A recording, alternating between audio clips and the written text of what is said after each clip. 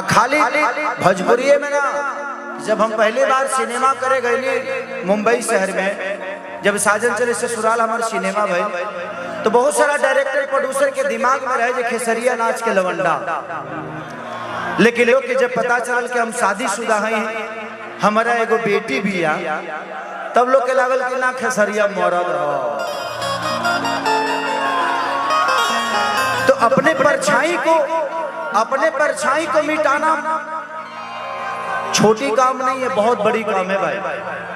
मैंने अपने परछाई को बॉडी बना के मिटाया, लोगों को बताया कि तरह लोग के नजर में खेसरिया मरद ना रहे, लेकिन भोजपुरी में सबसे बढ़िया मरद अभी खेसरिया बा।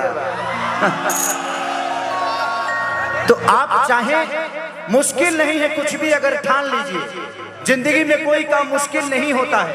अगर आपके अंदर पावर है, आपके अंदर ताकत है, तो दुनिया को साबित कर